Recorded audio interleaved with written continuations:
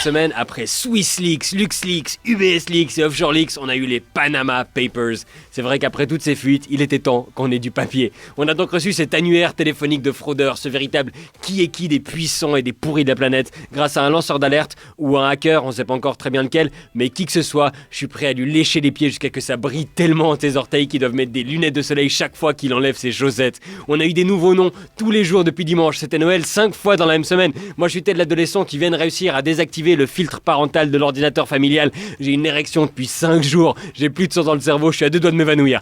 Et oui, j'ai vu à la TV la petite parade d'avocats et d'experts qui tentent de sauver ce qu'il leur reste d'honneur avec le fond de teint qui masque à peine les grosses gouttes de sueur sur le front. Il faut attendre avant de se prononcer. Avoir une société offshore, c'est pas illégal tant que tout est déclaré au fisc. Oui, excusez-moi de vous couper, le temps file, est-ce qu'il n'est pas l'heure d'arrêter de nous prendre pour des cons? Mais bien sûr, les ordures vont se faire chier à constituer une société offshore totalement anonyme dans un paradis fiscal pour après finalement décider de tout déclarer au fisc. Moi ça m'arrive d'acheter les ingrédients d'un cocktail Molotov et au dernier moment au lieu de le lancer je me dis ah tiens je vais le boire. Non mais il y avait même un directeur d'une banque incriminée qui expliquait que parfois les comptes offshore c'est à cause de situations familiales complexes. Ils vont nous faire pleurer. Oui je vous jure, si j'ai 12 comptes aux îles Caïmans et à Panama c'est parce que je déteste ma belle-mère. Et on nous dit aussi qu'il faut distinguer la fraude fiscale de l'optimisation fiscale qui est légale et qui consiste, elle, à utiliser toutes les zones d'ombre, les stratagèmes et les montages complexes pour payer le moins d'impôts possible. En gros, faut faire la différence entre ce qui est illégal et ce qui est juste immoral. Moi je veux bien, ce serait dommage de pas faire la distinction entre les petits enculés et les gros enculés. Ah désolé, je sais qu'il y a des enfants qui nous écoutent donc j'explique, enculé. C'est comme ce méchant dans les films, sauf qu'au lieu de mourir à la fin, c'est lui qui gagne, ce gros bâtard. Oui, je suis désolé, je suis vulgaire, mais la vraie vulgarité, c'est ces types qui crient haut et fort leur innocence alors qu'ils croisent des trafiquants de drogue et des barons de la mafia dans le lobby de cette entreprise au Panama. Mais c'est pas pour blanchir de l'argent ou pour faire de la fraude, non. Moi quand je vais au strip club, c'est uniquement pour admirer l'architecture et leurs nachos sont tellement incroyables.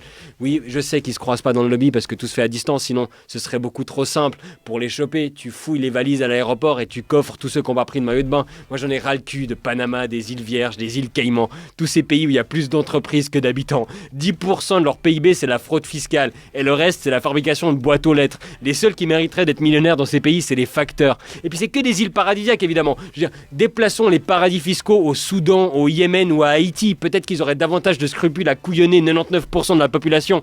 Moi c'est pas sûr. On fixerait un taux d'imposition de 0% au Mordor qu'on verrait tous ces vautours sauter à pieds joints dans le volcan. Parce que les taxes et les impôts, c'est supposé être le principal mécanisme de redistribution des richesses dans notre société capitaliste. Mais si ceux qui doivent y contribuer le plus jouent pas le jeu, ça se casse la gueule comme un château de cartes. On se retrouve à vivre dans un monde où les frontières sont fermées pour les personnes qui meurent de faim, mais grandes ouvertes pour les milliardaires. Mon conseil aux migrants, déguisez-vous au lingot d'or, vous voyagerez partout sans problème.